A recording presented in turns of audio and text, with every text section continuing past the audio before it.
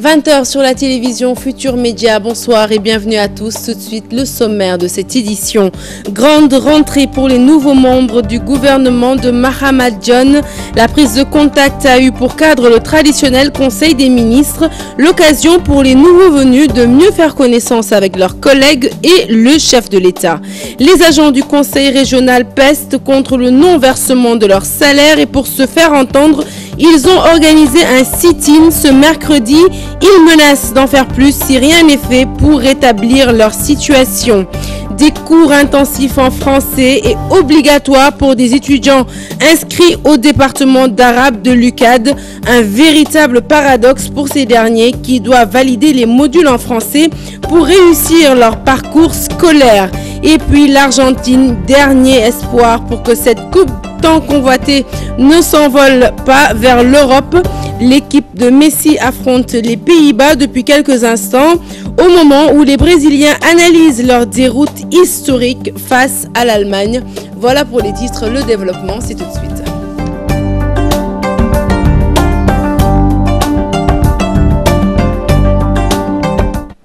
Bonsoir Léa. Bonsoir Sarah. Rebonsoir à tous. Et pour les nouveaux membres du gouvernement de Mahama John, c'était grande rentrée ce mercredi. L'occasion pour les nouveaux entrants de mieux faire connaissance avec leur père, mais aussi avec le chef de l'État. Une prise de contact qui a eu pour cadre le traditionnel Conseil des ministres, le premier sous le magistère de Mahama John. Fatou Bintou Conté, Modou Diop.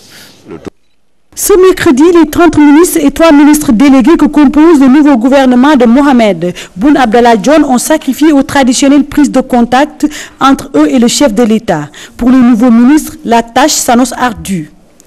Un poste stratégique, l'économie nationale, le tourisme et les transports aériens. Cette première séance a été pour moi une séance importante. Ça m'a permis véritablement de découvrir l'importance du Conseil des ministres, l'instance la plus importante où les décisions au sommet de l'État se prennent. Ça a été un conseil de méthode. On nous attelait à la tâche, celle de répondre aux attentes des populations. La ministre de la Femme signe son retour dans l'attelage gouvernemental et estime qu'elle n'est pas un terrain inconnu. J'ai appris à connaître ce ministère pour y avoir travaillé pendant 1 année et 6 mois. Et ce sera simplement une continuité. D'ailleurs, la ministre déléguée auprès du ministre du Renouveau urbain, la plus jeune du gouvernement de John, compte jouer sa partition pour la bonne marche de son ministère. Je pense que pour ce ministère, on attend beaucoup de challenges. Ce ministère a beaucoup de challenges. Donc, on attend de nous beaucoup de réalisations.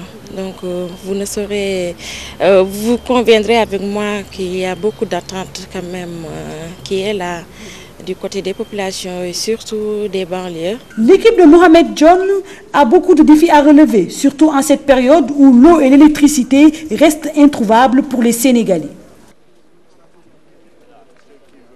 Ce Conseil des ministres, l'occasion pour nos reporters d'en savoir un peu plus sur les nouveaux venus. C'est le cas de Yakham Baye, certes bien connu du monde des médias et qui vient d'être nommé au poste de secrétaire d'État à la communication. L'ancien directeur de publication du journal Libération n'a pas été très bavard quant à ses nouvelles fonctions, préférant plutôt poser des actes que d'étaler ses projets. Yakham Baye que je vous propose d'écouter au micro de Fatou Bintou Conté et Modou Diop.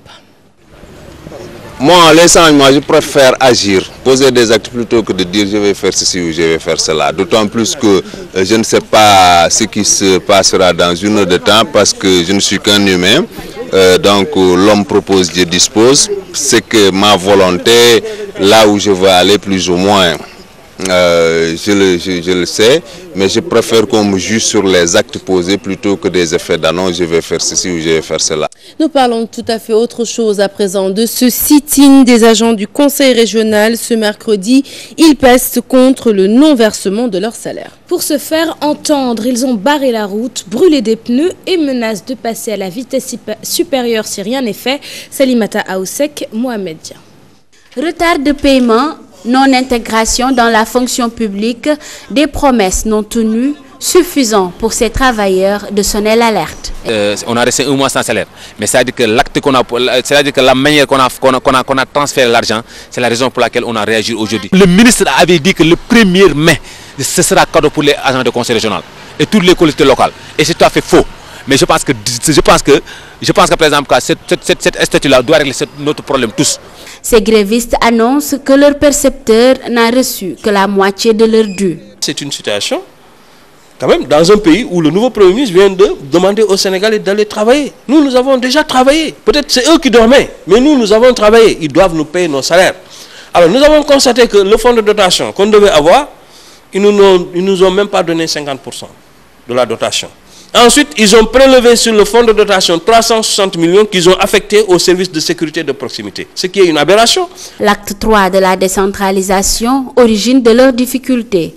Le président Macky Sall est alors interpellé. L'acte 3 pour l'OL, nous devons recevoir aussi son salaire à temps. L'acte 3 de la décentralisation nous a créé tous ces problèmes avec l'éclatement des régions. On veut intégrer la fonction publique et recevoir nos salaires à temps. Macky doit réagir et vite.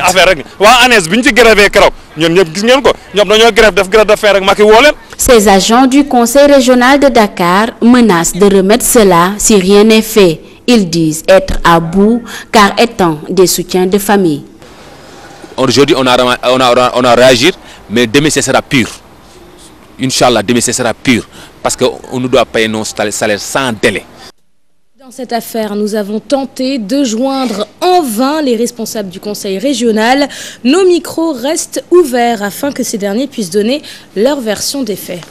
Nous vous parlions hier du baccalauréat arabe. Eh bien, ce soir, nous nous intéressons au département d'arabe de l'UCAD qui accueille 1500 étudiants. Des étudiants qui, pour la plupart, désapprouvent la présence de la langue française dans leur cursus. Un paradoxe selon ces derniers.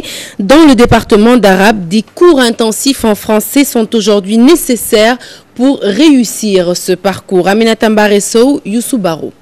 Un mince couloir qui contient difficilement des étudiants, des salles de cours à nombre réduit, au premier étage de la faculté des lettres et sciences humaines, le département d'arabe de l'université Cheikh Anta Diop de Dakar.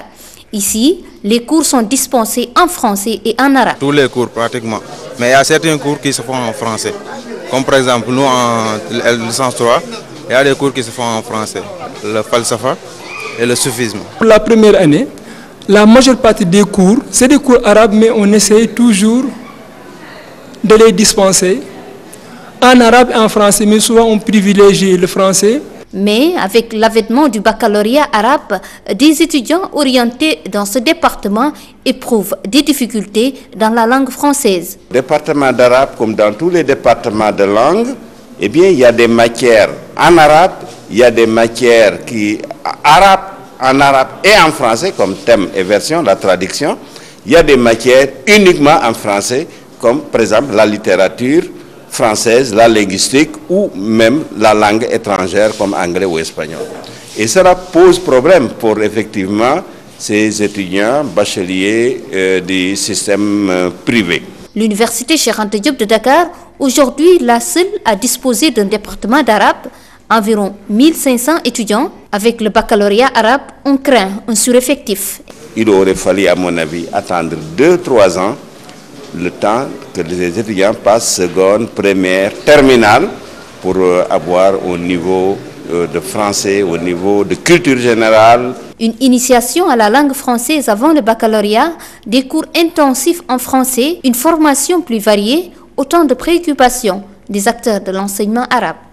Nous passons à présent à nos sujets consacrés au Ramadan avec ce constat. Le nombre de donneurs de sang baisserait de manière considérable pendant ce mois d'abstinence, une situation à laquelle l'Église catholique a décidé de remédier. Le cardinal Adrien Sarr a lancé un appel aux chrétiens afin de multiplier les dons de sang. Un appel qui a été entendu, mais pour le moment, les fidèles ne sont pas encore nombreux au rendez-vous.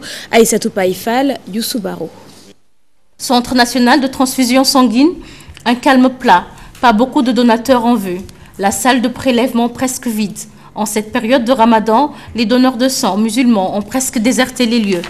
Parce que vraiment, sur une moyenne de 60 donneurs par jour, maintenant on se retrouve à 12. La journée d'hier, par exemple, on avait 12 donneurs.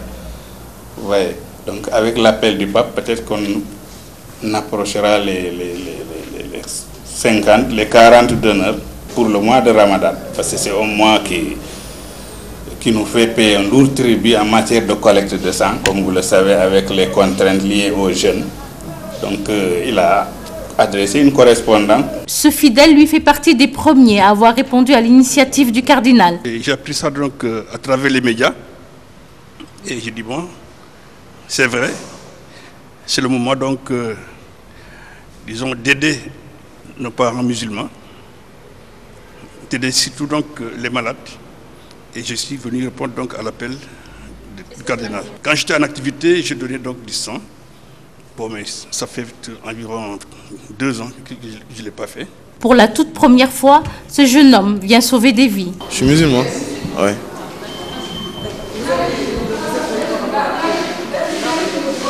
De mon propre gré. C'est un acte noble. Oui, c'est pour sauver les vies en fait. Malgré l'appel du cardinal Adrien Sarr, ce n'est pas encore le grand rush au Centre national de transfusion sanguine. L'initiative n'a pas encore les effets escomptés. Et puis parlons nourriture, puisque la plupart d'entre vous viennent tout juste de couper le jeûne, le ramadan, un mois durant lequel les traiteurs se frottent les mains, Sarah. Et pour cause, après s'être abstenus toute la journée, les jeûneurs ne lésinent pas sur les moyens pour savourer leur ndogu. Reportage chez 2 traiteurs de la place avec Bintouloum et Youssou Baro. Le ramadan, une période fructueuse pour ces traiteurs. Des acheteurs, il envoie à l'appel. Avec le travail, alhamdoulilah, je dis alhamdoulilah encore, ça se passe bien. Les clients viennent, ils achètent, ça se passe bien, alhamdoulilah. Pour les soukarkor, pour les couper, tout ça, c'est ma maman qui m'a appris ça. Elle m'a quitté, mais c'est elle qui m'a appris ça. Oui, ça marche, on peut dire que ça marche. Il y a les clients qui viennent acheter tous nos produits, les croissants, les pains raisins et autres. On prépare des paniers pour le ramadan, pour les ndogu et autres. Dans sa maison, Khadija prépare ses commandes. Les salés sont les plus prisés en cette période de ramadan. Les salés marchent beaucoup, alhamdoulilah. Ça marche bien. Les mini pizzas, hot dog, feuilleté, viande, feuilleté hot dog, feuilleté poulet, feuilleté jambon, nem poulet, nem viande, rissole crevette, rissole viande, rissole poulet, quiche la reine. On fait des sucrés, on fait des salés, on fait du fast-food. Un large choix de pâtisseries est proposé aux clients et à des prix très abordables selon ces traiteurs. 150 la pièce, il y a des plateaux de 1000 francs, il y a des plateaux de 10 000 francs. Ça dépend de ce que les gens veulent. C'est entre 6 500 et 50 000. Les paniers divers. Le travail marche fort en cette période de ramadan. Leur liste de commandes bien remplie, pâtissiers et traiteurs informels se frottent les mains.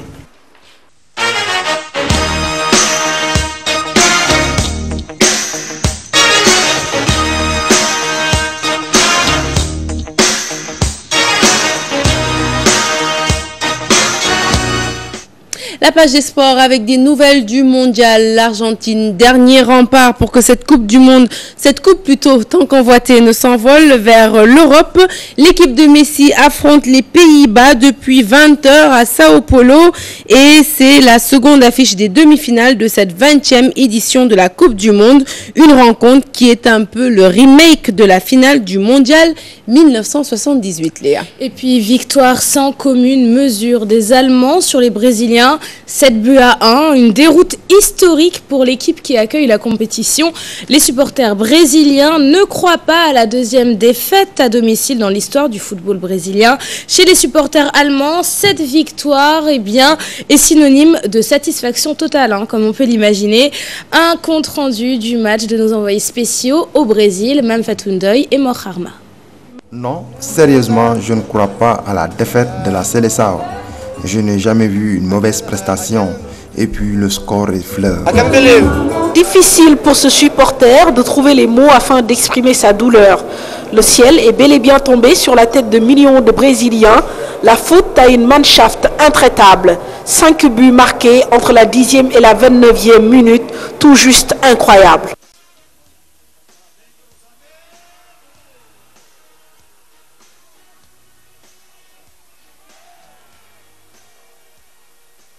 This game is so bad, so Mauvaise prestation, manque de réalisme.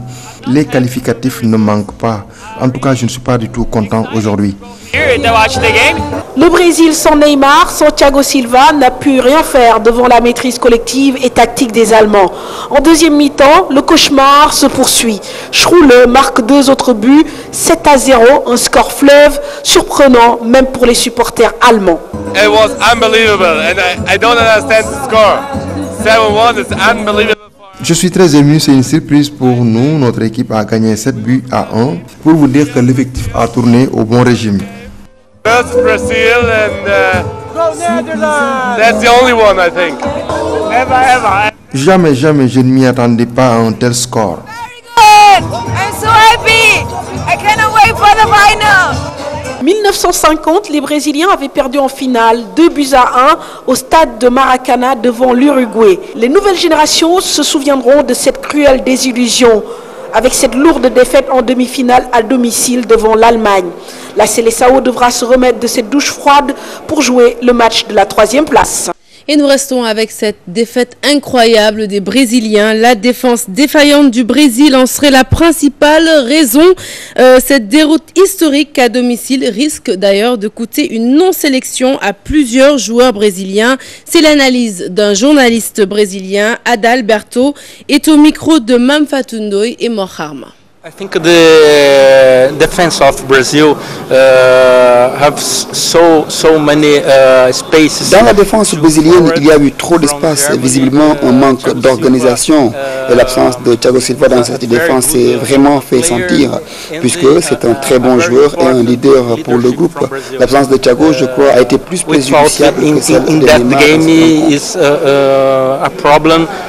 From Brazil more than the absence of Neymar. Maybe David Luiz, Thiago Silva, obviously Neymar, but so many players from à l'exception de David Luiz, Thiago Silva et évidemment Neymar, il est peu probable que beaucoup de joueurs de cette équipe brésilienne ne vont pas revenir car cette défaite est une tâche. Voilà qui met fin à cette édition. Merci de l'avoir suivi. Prochain rendez-vous de l'information, le tout en images à minuit. L'info qui continue sur votre site www.gfm.sn. Et à 21h, comme tous les mercredis, votre émission hebdomadaire Faram Fatché, présentée par Pape Ngandiaye. Il reçoit ce soir Babacar Gaye, responsable libéral. Merci Léa. Merci Sarah. Excellente suite des programmes sur TFM. À demain.